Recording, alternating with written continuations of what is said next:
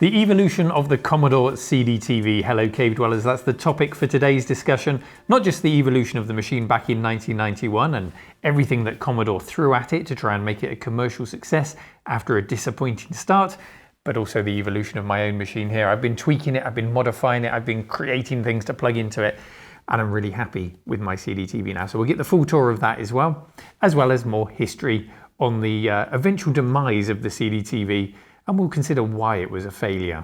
Now, we learned in our previous episodes, which you can go back and check out if you're new to this series. There are 2 other episodes to go and watch. Check the links in the video description. We learned that the CDTV was pushed by Commodore to be a living room based machine with a focus on education, reference books and multimedia consumption. Commodore tried really hard to resist it becoming a games machine. They omitted the Amiga name from the device and tried to disassociate it with that brand, asking retailers to stock it with the hi-fis and the televisions and away from the computers in their stores. By 1992, this was starting to change, as we learned from this article in Amiga format, where the Commodore CDTV officially became the Commodore Amiga CDTV. And Commodore were also encouraging existing Amiga 500 owners to trade in their Amiga 500s for a CDTV and get £200 off the asking price. £200 off if you pay with plastic, and that's £200 off a retail price now of £399.99 for the CDTV. And that includes not just the CDTV unit, but also the IR controller. So that makes up the original bundle as the CDTV was launched, but now you also got a keyboard, a mouse and a floppy disk drive, so it was undeniably a desktop computer.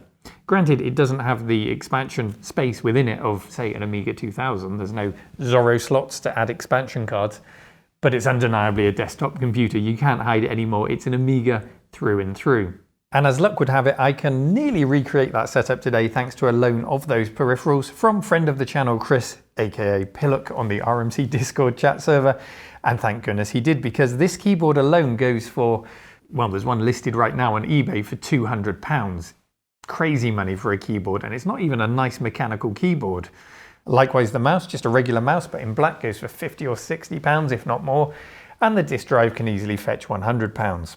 The Commodore monitor didn't come with that £400 bundle, that was additional, and I would love to find one, but they are very rare indeed. So I'll find something else to plug into it today to demonstrate it. And before I can do any of that, this keyboard is absolutely filthy, so we'll do Pillock a favour and give it a clean. And there it is, the evolved Commodore CDTV. Well, nearly, because I've added my own flat screen monitor to it, but you get the idea of just how much of a desktop machine it became. It really is a lovely setup, and I'd like to show you now what I've done to my CDTV.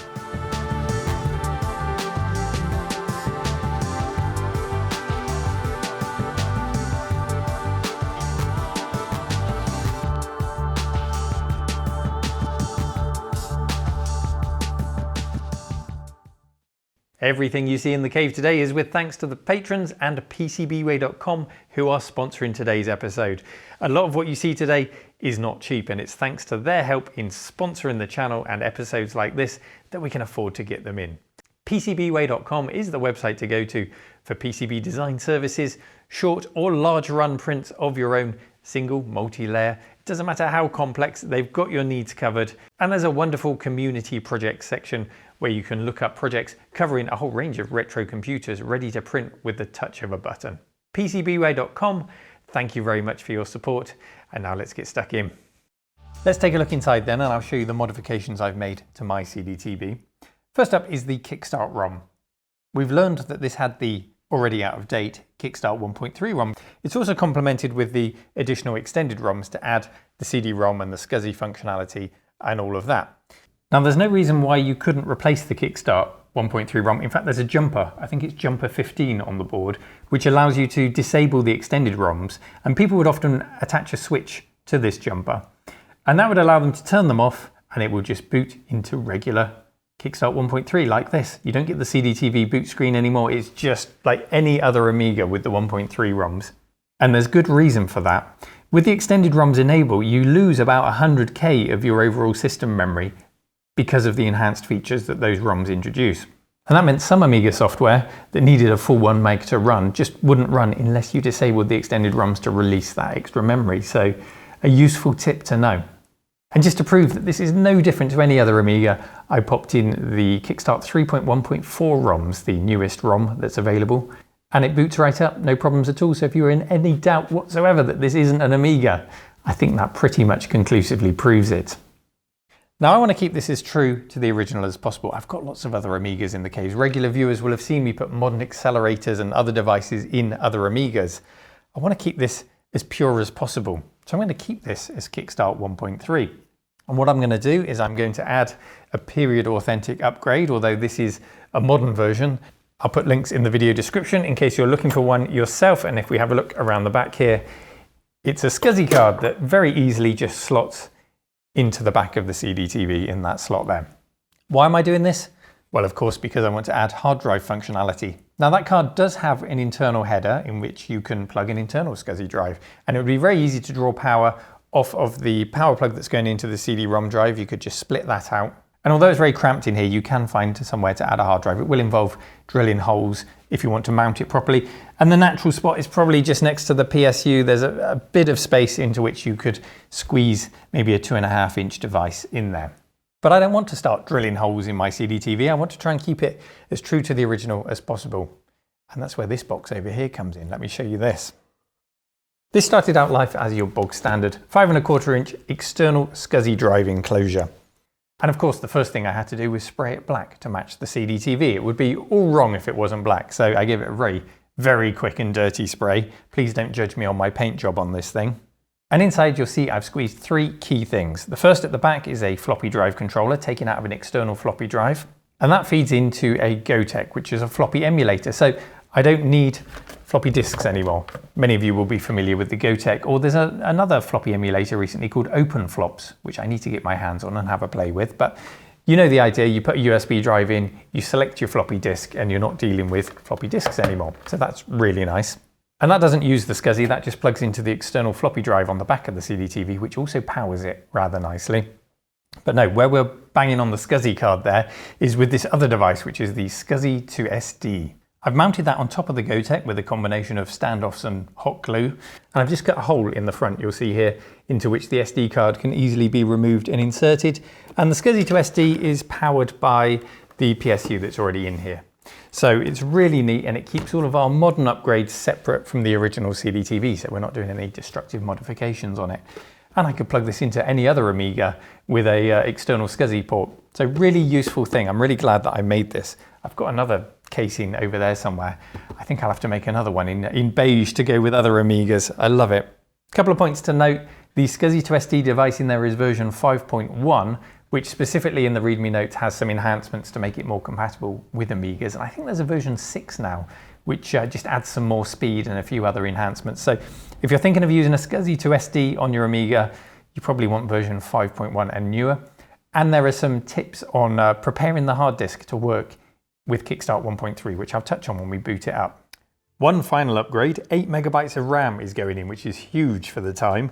The CDTV has a dedicated socket for RAM expansion, but I was unable to find an upgrade that goes in that. So instead I got this one, which sits in the CPU socket, and then the CPU piggybacks onto it. And yes, as I put it in here, I did make sure that the CPU pins were fully pushed in before firing it up, because they're a little bit proud on the screen here.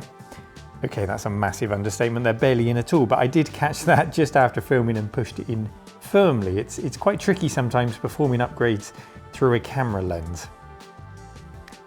And now let's turn it on.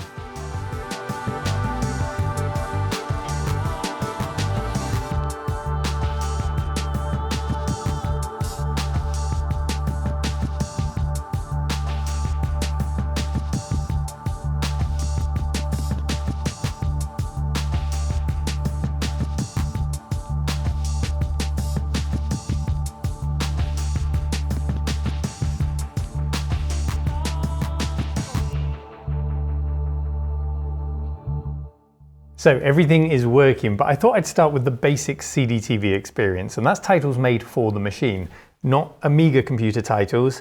And this is where the CDTV really becomes a two-headed beast. As a CDTV, things like SimCity, a fantastic game, which was 2 years old by the time the CDTV came out, becomes completely ruined for me.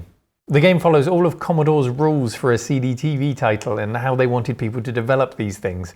It should be playable from the sofa using a remote control, and that means there's no mouse support. The mouse does move things because the remote control is simply acting as a mouse or a joystick depending on what mode you have it in, but there's no mouse cursor and the instructions make no mention of it. And that for me just made the game too frustrating to play. So on to the next thing. And that's a reference title in the Hutchinson Encyclopedia, and this does exactly what it says on the box. It's a wealth of information crammed onto a CD with a simple search facility. The flickering you see on the screen is because it's running in an interlaced video mode, so that would have been pretty tough on the eyes for extended reading periods. It seems simple now, but the act of having this much text on a CD in 1991, well, it was quite thrilling. Even if it was probably quicker to get the encyclopedia off the shelf and look up what you needed. There are also some nice pictures on here and a slideshow mode which will just flick through all of the photos on the CD, and you can stop it at any point to read the associated article. Next up, I tried a CD games pack and... Greetings, Commander. Mission name, Deathbox. Mission objectives. Break into the Gamma Research Facility, destroy the Gamma bomb and the main computer memory core. This is what happens when there's no quality control. Yes, the CDTV had a lot of launch titles, but this little pack of games are truly awful. There can be no survivors. It's called the Super Games Pack by Odyssey Software, and it contains the kind of games I'd expect to find on free public domain discs. All they've done is added some speech and some long animations to kind of justify putting it on a CD, and I think this sold for around £40, which is absolutely ludicrous. They were really cashing in on the early adopters of the CDTV, and I'm glad I wasn't one of them.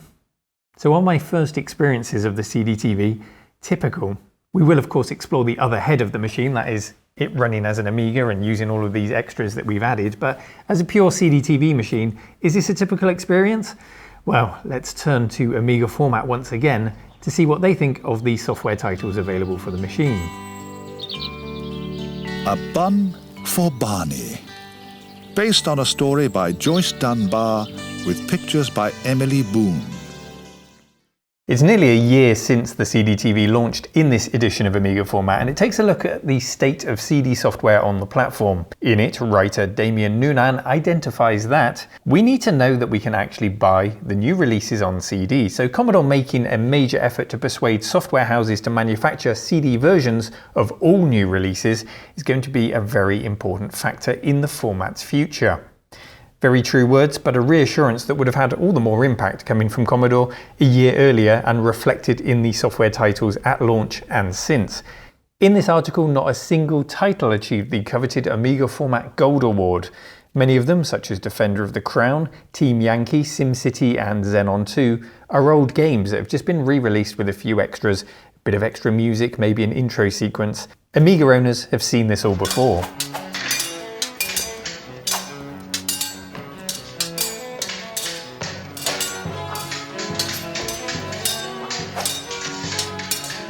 Reference titles fare better, such as the £50 Japan World disc, teaching you all about the country and the culture, or the World Atlas disc.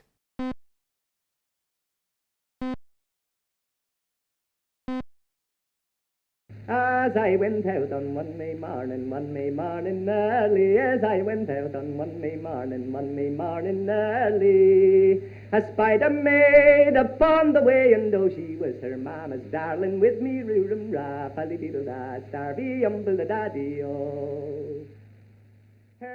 And some are truly bizarre, such as Women in Motion, described as a collection of animated sequences of fat, naked Victorian ladies. Attempts at original multimedia titles were made. Some of you may already be familiar with A Town with No Name. It's a cartoon adventure which the angry video game nerd here on YouTube tore to shreds in an episode on his channel.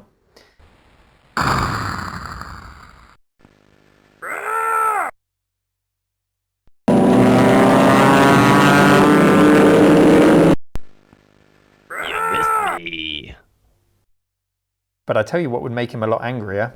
Psycho Killer, rated at 13%, is basically the result of a bunch of adolescents running around town with a camcorder and then digitizing the footage to make what they call a game. I was driving along a quiet country lane.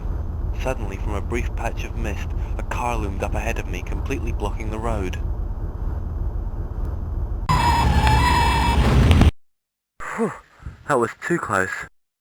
Walking back across an open field, I had nowhere to run when he found me. But it does contain this wonderful line. It's him! Eat my Reebok, freak face. Other attempts, such as Hound of the Baskervilles, fare even worse with a 12% score and serve to act as little more than an on-screen book, made more difficult to read than just picking up a book. There really is no advantage to the £30 price tag for the disc. But there were some glimmers of hope, the best being Case of the Cautious Condor, which presents a whodunit murder mystery in a format that just wouldn't be possible on floppy disks, or at least not without several hundred of them. I'm down to 3 fingers of cheap bourbon, my last lucky, and a gnawing feeling in my gut that I'll never get to the bottom of this case. It all happened last week. One day last week, in fact. July 23rd, 1937. Why Bronson Barnard invited me in the maiden voyage of his new flying boat was a mystery to me. But then, to a detective, mysteries are common.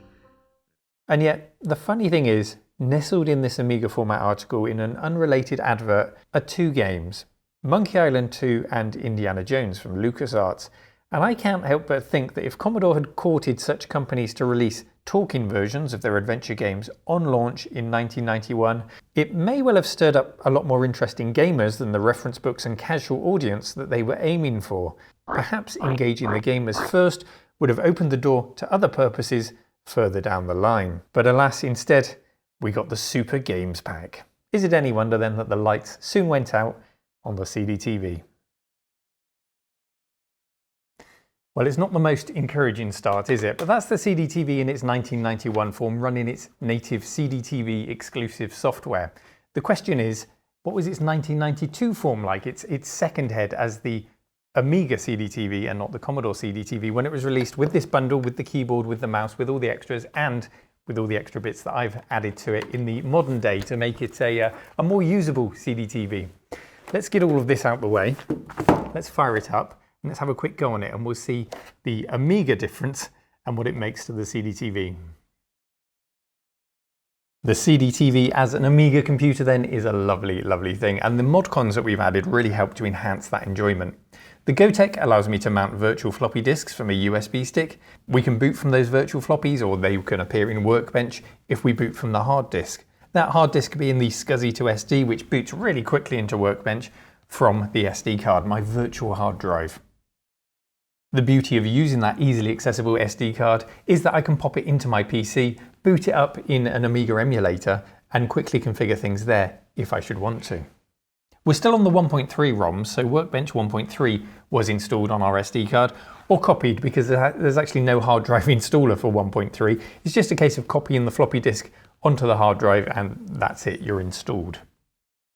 Because the CD drive is supported by the extended ROMs in the CDTV, if I put a CD in the drive with Workbench running, it mounts, it pops right up, there's the icon for the CD, and then in this example CD PD, which is full of those wonderful Fred Fish public domain disks, hundreds of them all on one CD, we can just click and browse those folders and run the programs on it. So with everything running, I wanted to make my CDTV a bit more useful, so I wanted to install some programs, the primary one being Directory Opus, which is a file manager for the Amiga. Version 4, the last retail version of the product, is compatible with Workbench 1.3. I think newer versions need newer ROMs or newer versions of Workbench to run, so we stuck with version 4, copied the program, copied the Dopus library file into my libs folder as is needed to run it off the hard drive, and then we have Directory Opus running. And that's so much easier than using the shell commands to copy files and explore CDs and things like that. Now, Amiga regulars will be very familiar with WHD Load, a system that allows you to easily run software, mostly games, off of a hard drive. But in the quest for period authenticity, as this CDTV will be on display in my exhibition space, let's do it the old-fashioned way, and we'll do that using 3 methods. Method 1 is to get the title on the hard drive as a straight copy of the files from the floppy disk. An example of a program, a game, which supports this is Delphine's Future Wars. So using Directory Opus, I just went into each floppy disk mounted on the Gotek, copied all of the files from the floppy disk onto the hard disk, and then we run the game icon to get into the game, and it runs fine. And a lovely game it is too.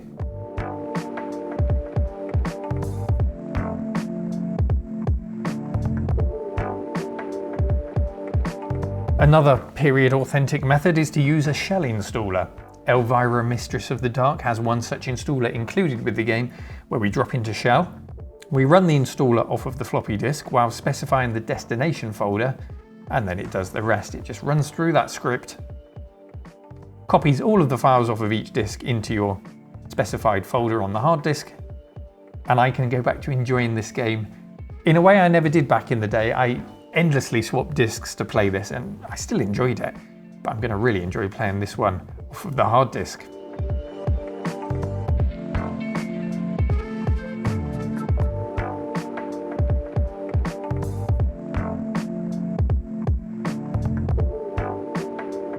And then the third method is titles with a built-in GUI installer, if you like. Sierra's Police Quest is an example. Makes it very simple. You just click on the icon to install it, and it copies all the files for you within Workbench. And there is Police Quest 3. I really don't remember Police Quest 3 moving quite so slowly when I ran it on my old Amiga 500, but a check of the box here shows that a machine with a faster processor than a bog standard 68,000 CPU is recommended. So even with all that RAM and the hard drive that I've added in this, we're pushing the limits of what the standard 7 MHz or thereabouts CPU in the Amiga 500 and the CDTV can actually achieve.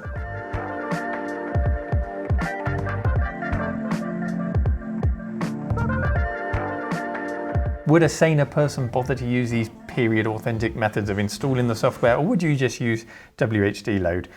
Well, probably the latter, but I do love the idea of people being able to walk up to this CDTV in the exhibition space here, see those classic colours of Workbench 1.3 and just browse through folders and click on icons as they would have done in 1992. Yes, this machine has had 8 megs of RAM added, it does have the convenience of SD cards and USB sticks, but it is an experience that you could recreate in 1992 with the CDTV bundle, now that Commodore unleashed it as an Amiga with the required peripherals, the keyboard, the mouse, etc. And as a retro computer setup in the present day, I really do enjoy it. It's a really nice way of experiencing an Amiga, not a CDTV specifically, because no amount of upgrades will help those CDTV software titles. The Towns with No Name, the Psycho Killer, there's very little we can do to improve them, but you can enjoy it as an Amiga with a CD drive as a really nice object to look at. And if I were to change one thing about it, both now and back in the day, it would probably be just to put a slightly faster processor in there. If we just doubled it to 14 MHz, I think this would make a really, really sweet machine. So that's how my CDTV is running now. I hope you enjoyed the little tour of it, and I hope you've enjoyed the story so far, but it doesn't quite end with the CDTV, because a couple of other things stemmed out of the CDTV project at Commodore. The first was this, the A570 CD-ROM drive. I had one back in the day, and this is as close as I got to owning a CDTV back then. I didn't pay the £350 asking price on launch. I paid under £100 for mine because it was in the bargain bins by that point. And as an Amiga 500 owner, it was the perfect accompaniment for the machine to be able to browse, in particular, the Fred Fish CDs, and another favourite of mine, the 17-bit collection for the CDTV. I just trawled through all of the public domain discs that were so conveniently packed onto one CD. Those public domain discs are really what defined the experience for me, and not the reference discs like the encyclopedia.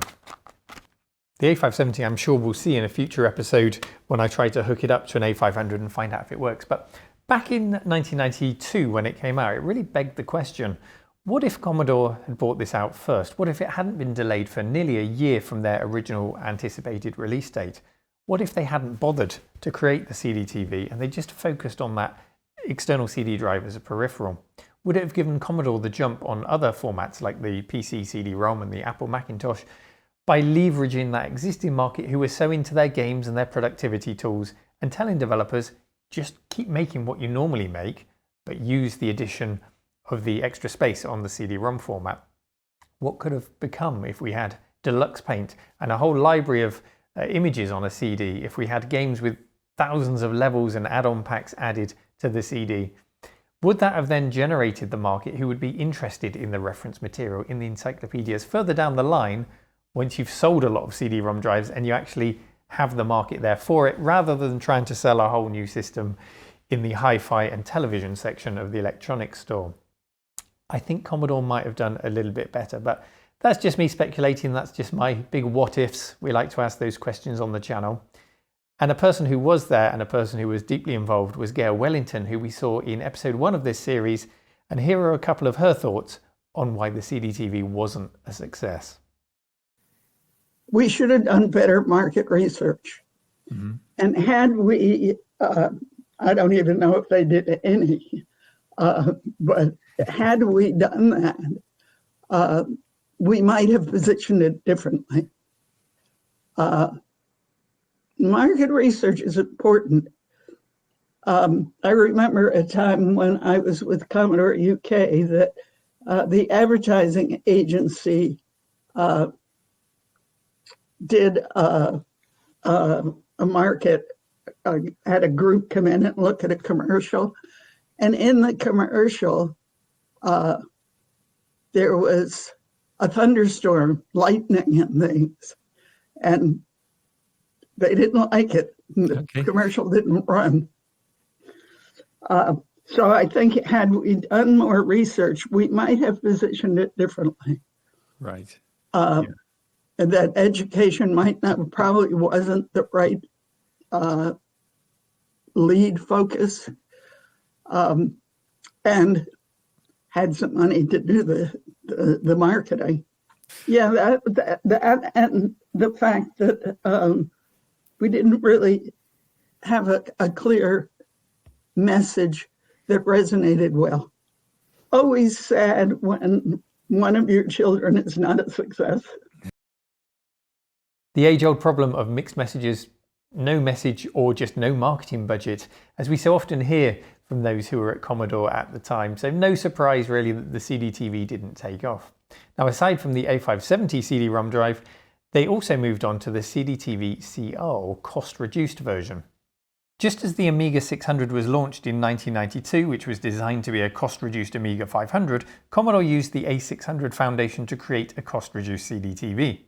The Amiga 600 had an IDE hard disk controller in it. It had a PCMCIA slot. So they incorporated all of this into a new CDTV. The memory card slot was replaced with PCMCIA. The hard disk was possible without an expensive SCSI card. It all sounds rather attractive, and 10 models did make it out as demonstration units, but it never went to retail because it was so delayed in coming out that it had then been overtaken by the next generation of Amiga computers, the Amiga 1200, the Amiga 4000, and in turn, those would be incorporated into the CD32, the next CD-based console from Commodore. And yes, there's a whole series on that console right here on the channel if you want to check it out. Either way, CD as a format continued as the later Amiga computers would adopt the same standard CD-ROM drives as the PC market. Amiga magazines bundled CDs on the front of them, and Amiga users continued to enjoy them despite their diminishing numbers well into the late 90s. I do get why companies like Commodore try to do this, try to put it into the living room, try to push multimedia. It's just a shame that it didn't work out. But we are left with a glorious looking machine, whether it was the right machine at the time or not. And I'm very proud to own it and looking forward to sharing it with you in the collection and in the exhibition space. As always, thank you for watching. I hope you enjoyed this series, and take care everyone. Bye-bye.